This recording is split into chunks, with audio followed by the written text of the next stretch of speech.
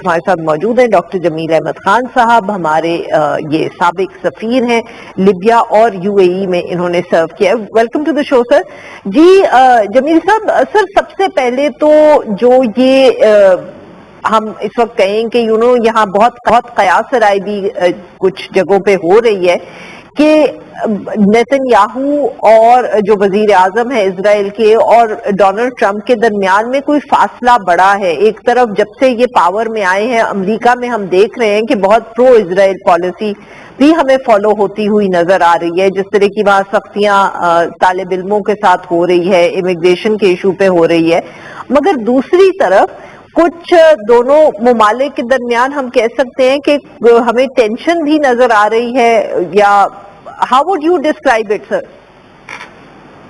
Definitely کچھ محسوس ہوتا ہے کہ ڈونلڈ ٹرمپ کیونکہ ایک اپنے آپ کو بہت طاقتور شخصیت بھی سمجھتے ہیں، اور ظاہر ہے بہت طاقتور ملک کے طاقتور صدر ہیں، اس میں تو کوئی شک کی بات نہیں. لیکن چونکہ جو تانے بانے بنے گئے ہیں امریکہ میں، آپ نے کتاب کا ذکر سنا ہوگا جان میر شائمیر کا، جس میں اسرائیلی لابی کا ذکر بڑے مفصل طریقے سے ہے کہ کس طرح وہ سراب کر گئی ہے اس پوری تمام اسٹرکچر میں یونائٹڈ اسٹیٹس کے، ایون یو کے، فرانس، جرمنی میں کسی حد تک، لیکن یو ایس میں ان پرٹیکولر کانگریس میں. تو اس کی وجہ سے یہ مشکل ہو جاتا تھا جتنے بھی صدور گزرے ہیں. ایون ڈونلڈ ٹرمپ کے لیے تھوڑا سا یہ ٹف تو ہوگا، لیکن کیونکہ ان کی اپنی شخصیت اتنی حاوی آ جاتی ہے اور وہ اپنی ایسی ٹیم لے کے آئے ہیں وہ کہ اس ٹیم میں لیننگ رکھنے والے ہیں لوگ اسرائیل کی طرف، لیکن پھر بھی ان کی اپنی شخصیت کی وجہ سے کچھ نظر آتا ہے. اور اگر آپ ان کے تقاریر کے مضمرات دیکھ لیں جو اس نے سعودی عرب میں انہوں نے کی، جو قطر میں کی، اب اس کی آپ مضمرات دیکھ لیں تو آپ کو اندازہ ہوگا کہ جیو پولیٹیکل لینڈسکیپ میں کوئی نظر آتا ہے fine tuning. I wouldn't say complete reset because the main foreign policy, main point is about the containment of China. I could only understand کہ اس میں تھوڑی بہت لچک آگے پیچھے ہو سکتی ہے، ختم نہیں ہو سکتی. لیکن اس کی وجہ سے اگر ہم دیکھیں کہ غزہ کے بارے میں ڈونلڈ ٹرمپ نے اس مرتبہ کیا ذکر کیا، اور پہلے بھی امریکہ کا اسرائیل کے حوالے سے غزہ کے طرف کیا ایٹیچیوڈ رہا. اور میں دو لائنوں میں بتاتا بھی چلوں کہ امریکہ اپنا ایک پیئر بنا رہا ہے وہاں سمندر میں غزہ کے سامنے بندرگاہ پر، تاکہ وہ جو امریکہ نے بلاکیٹ کیا ہوا ہے وہ اپنی سپلائی لائن کھول کے، اور غزہ میں جو 2.5 مہینوں سے لوگ بھوکے مر رہے ہیں تو ان کو ریلیف پہنچایا جائے. تو یہ دوسرا، سعودی عرب میں انہوں نے انڈیا دے دیا ابراہیم اکارڈ میں شامل ہونے کا، کہ سب سے اسٹرانگ آدمی میرے سامنے بیٹھا ہے، ایم بی ایس کی طرف ان کا اشارہ تھا، اور انہوں نے کہا کہ ابراہیم اکارڈ یہ جوائن کریں گے لیکن اپنے ٹائم پر کریں گے. تو یہ اگر انہوں نے جو اشارہ دیا کہ غزہ کا معاملہ کسی طرف لے کے جانا چاہتے ہیں تو وہ اس کو اگر سیٹل کر دیتے ہیں ان حالات میں. آپ دیکھیں کہ سیرین کے لوگ کتنے خلاف تھے، سیریا کے لوگ. ڈاکٹر صاحب معاف کریے گا، آپ کی بات میں یہاں کاٹ رہی ہوں. یہی جو آپ، کیونکہ غزہ کا آپ نے 2-3 مرتبہ ذکر کیا، بٹ سر اس کو کس طرح کچھ وہ آپ یہ سمجھ پائے ہیں کہ کس طرح وہ سیٹل کرنا چاہ رہے ہیں؟ کیونکہ یہ بھی قیاس آرائی ہو رہی ہے. جیفری سیکس کا انٹرویو پچھلے دنوں میں آیا، آپ نے دیکھا ہوگا، وہ تو کہہ رہے ہیں کہ وہ فلسطین کی ریاست کو ایکسپٹ کرنے کے لیے تیار ہیں، but that might seem to be too optimistic. کیا آپ کا خیال ہے کہ اس طرف معاملہ جا رہا ہے؟ نہیں، دیکھیں، we have to understand one thing. ایک چیز ہمیں ضرور دیکھنا پڑے گا کہ جو رولرز ہیں گلف کنٹریز کے، ان کا تو چلیں اپنا مطمع نظر ہے، اور وہ ان کی ہمیشہ سے لیننگ نہ صرف لیننگ رہی ہے، ڈیپینڈنس رہی ہے امریکہ پہ، چاہے کسی بھی دور میں آپ دیکھ لیں.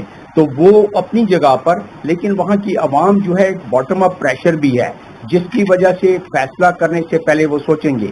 اس باٹم اپ پریشر کو میرے اپنے تجزیے کے مطابق ٹرمپ کو ادراک اس کا دلا دیا گیا ہے. انلیس غزہ کے سیٹلمنٹ کا، ٹھیک ہے، اس انداز میں نہیں جس انداز میں اوسلو ایکارڈ ہے، 2 اسٹیٹ والی بات ہے، وہ تو مجھے ہوتی نظر نہیں آ رہی ہے. لیکن ریلیف اگر کوئی ریلیف مل جاتا ہے. یہ تو غزہ سے لوگوں کو نکالنے کی بات ہو رہی تھی, غزہ کو بالکل خالی کرنے کی بات ہو رہی تھی. اس مرتبہ آپ نے دیکھا کہ اس کا ذکر نہیں آیا, جس کا مطلب یہ ہے کہ ان کو خوراک کی ریلیف پہلی جو نظر آ رہی ہے, جو اناؤنس ہو چکی ہے, اور دوسری ریلیف جو نظر آ رہی ہے ریکنسٹرکشن کی. اور جیسے یہ ہوا تو مجھے سعودی عرب کے ساتھ 5-6 ممالک جوائن کرتے ہوئے نظر آ رہے ہیں فی الفور چند مہینوں میں ابراہیم اکارڈ کو, اور یقیناً پاکستان پر بھی تھوڑا پریشر پڑے گا اس کا. تو یہ ایک تغیرات. اور دوسرا, ایران کو تھوڑا سا کوشش کر رہے ہیں کہ totally it should give up the nuclear plan completely. Iran کبھی نہیں چاہتا ہے وہ, اس میں تھوڑی سی ٹگ آف وار چلے گی. اور اگر نہیں ہوا تو بتا دیا ہے ڈونلڈ ٹرمپ نے کہ we have the biggest and the most powerful army of the world, اور پھر ہم چاہتے ہیں کہ یہ نیگوسیشن سے ہو جائے, ایران کے لوگ ترقی کریں, اور جو ان کا اسٹائل ہے. لیکن اگر ایسا نہیں ہوا تو ظاہر ہے ہم اس کا فیصلہ کریں گے ورڈز ٹو دیٹ افیکٹ. تو یہ اس کا مطلب یہ ہے کہ ایران کے معاملے کو, یوکرین کے معاملے کو, کشمیر کا حوالہ خود ڈونلڈ ٹرمپ نے کیا, اور پاکستان کے لیے سنہرا موقع ہے کہ وہ جو UN کی 15 سیکورٹی کاؤنسل کی ریزولوشنز ہیں اس کو اب بجائے چیپٹر 6 کے چیپٹر 7 کی طرف لے جانے کے لیے کوشش کرے, کیونکہ ڈونلڈ ٹرمپ اس میں اب انٹرسٹڈ ہو گئے ہیں اس خطے میں. آگے چل کے اگر آپ بات کریں گی تو بتا دیا جائے گا کہ نہ صرف ڈونلڈ ٹرمپ بلکہ دنیا کیوں انٹرسٹڈ ہو گئی ہے اس موقع میں. تو اگر ان تمام کنٹورز کو آپ دیکھیں جیو پولیٹیکل لینڈسکیپ کے, تو یہ جو اب انٹرنیشنل پالیٹکس نظر آ رہی ہے اس میں کچھ فائن ٹیوننگ نظر آ رہی ہے. اور جب فائن ٹیوننگ نظر آ رہی ہے تو محسوس یہ ہوتا ہے کہ اب جو فارن پالیسی ہے امریکہ کی ایک مضبوط پرسنالٹی کی وجہ سے اس میں کچھ تبدیلی آئے گی. اور ڈونلڈ ٹرمپ کی جو مختلف ذرائع سے اور ذرائع ابلاغ سے محسوس ہو رہا ہے. ڈاکٹر صاحب معاف کریے گا, میں آپ کی بات یہاں کاٹ رہی ہوں. میں آپ سے پوچھنا یہ چاہ رہی ہوں سر کہ وہ آپ فائن ٹیوننگ کا بھی ذکر کر رہے ہیں, ان کی مضبوط پرسنالٹی کا بھی ذکر کر رہے ہیں, but sir you know do you think کہ you might be being too optimistic, کیونکہ جب صدر ٹرمپ آ رہے تھے, جب وہ الیکشن جیت گئے, وائٹ ہاؤس میں آنے لگے, تو تب سب کا خیال تھا کہ وہ آتے ساتھ فلسطین غزہ میں بھی جنگ بند کروا دیں گے اور وہ یوکرین اور رشیا کی بھی جنگ بند کروا دیں گے, مگر وہ دونوں فرنٹس پہ کامیاب نہیں ہو پائے. کہنے کا مقصد یا پوچھنے کا مقصد یہ ہے کہ امریکی صدر جو ہوتا ہے وہ بہت پاورفل ہوتا ہے, صدر ڈونلڈ ٹرمپ جو ہیں وہ بہت ایک مضبوط پرسنالٹی ہیں, مگر جو سیاست ہوتی ہے یا انٹرنیشنل پالیٹکس ہوتی ہے اس کو مولڈ کرنا اتنا آسان نہیں ہوتا. تو سر جو آپ بھی فائن ٹیوننگ کی بات کریں, will it be that easy? No, it's never too easy because جو ڈپلومیسی ہے اور انٹرنیشنل پالیٹکس ہے اس میں کنسسٹنسی اور کنٹینیوٹی کی ضرورت ہوتی ہے. وہ نیجر کے تحت راتوں رات کوئی تبدیل نہیں ہو جاتی ہے, لیکن اس کے خد و خال نظر آنا شروع ہو جاتے ہیں, کیونکہ خد و خال نظر آ رہی ہیں. اور ڈونلڈ ٹرمپ اور اسرائیل دونوں اجلت میں ہیں کہ ابراہیم اکارڈ میں زیادہ سے زیادہ لوگ شامل ہو جائیں, زیادہ سے زیادہ ممالک شامل ہو جائیں. تو اس کی وجہ سے کچھ لو اور کچھ دو کے حوالے سے محسوس ہوتا ہے کہ یہ معاملہ جو پہلے زیادہ سستی کی طرف, سست روی کی طرف تھا, اب اس میں تیزی آ جائے گی. لیکن آپ کی بات درست ہے کہ یہ کوئی نی جرک ڈیسیشن کے تحت انٹرنیشنل جیو پالیٹکس میں تبدیلی راتوں رات نہیں آتی ہے.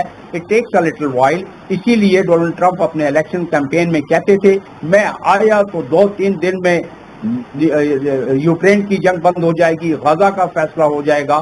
لیکن ظاہر ہے اس میں ٹائم لگا, کیونکہ جب پاور میں آتے ہیں سربراہان اور خاص طور پہ US کے بھی شامل کر لیں اس میں, تو اس کے بعد اندازہ ہوتا ہے کہ پہلے سے اسٹیبلشمنٹ نے کیا پلاننگ کی ہوئی ہے, اور جو باقی لابیز کام کرتی ہیں پرٹیکولرلی اسرائیلی لابی کا میں نے حوالہ دیا ہے, اس کے تانے بانے کتنے بنے گئے ہیں اور اس سے کس طرح سے جان چھڑا کے اور امریکہ اپنی کوئی انڈیپینڈنٹ فارن پالیسی کی طرف جا سکتا ہے, جو بہت ناممکن سی نظر آتی ہے بات. لیکن پھر بھی میں نے فائن ٹیوننگ کا اسی لیے ذکر کیا کہ اس میں کچھ تبدیلی نظر آ رہی ہے. جی ڈاکٹر صاحب, یہ بھارت اور پاکستان کا بھی ذکر کیا ڈاکٹر صاحبہ نے, بار بار وہ ذکر کر رہے ہیں.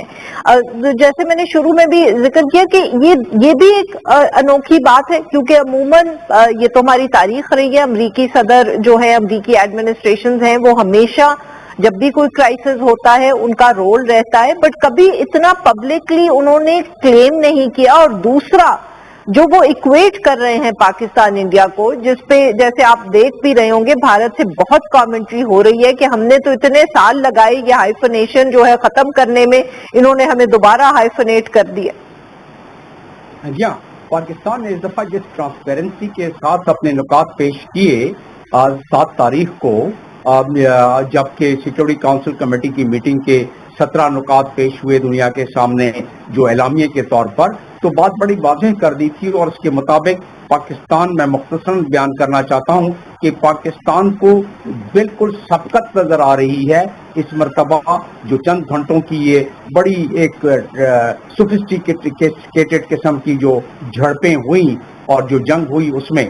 تو کیونکہ ابھی دیکھ لیا گیا کہ پاکستان کے جو ہمارے جانباز ہیں, جو عسکری ادارے ہیں, ان کی ایک ایفیشنسی بھی ٹیسٹ ہو گئی, ان کے ویپن ایکوپمنٹ بھی ٹیسٹ ہو گئے, اور ساتھ میں جیو پولیٹیکل لینڈسکیپ پر اس کی اہمیت میں اضافہ ہو گیا. لیکن اس سے سب سے بڑی بات یہ کہ یہ ایک ایسا معاملہ جو ایک دن پہلے جے ڈی وینس کہہ رہے تھے یہ دونوں کا آپس کا معاملہ ہے, یہ آپس میں کر لیں طے, جو کرنا ہے نمٹ لیں, ہم نہیں بیچ میں پڑنا چاہتے ہیں. یہ کیا ہوا کہ اچانک فانن پلٹا آ گیا دوسرے دن, اور پھر وہ مارکو روبیو جو ہے وہ ہمارے deputy prime minister foreign minister کو رنگ کر رہے ہیں, ادھر سے کہہ رہے ہیں کہ جی انڈیا تیار ہے سیز فائر. تو یہ تمام چیزیں جو بحث ہو چکی ہیں, اس کے پیچھے کوئی تو بہت بڑا کوئی مورخہ ہے, اور اس کے پیچھے سب سے بڑا خطرہ ہے وہ دنیا سہمی ہوئی ہے, دنیا ڈری ہوئی ہے کہ بھئی یہ 2 نیوکلیئر ملک جو کولڈ وار میں نہیں ہو سکا کوئی تقریباً 48 سال میں,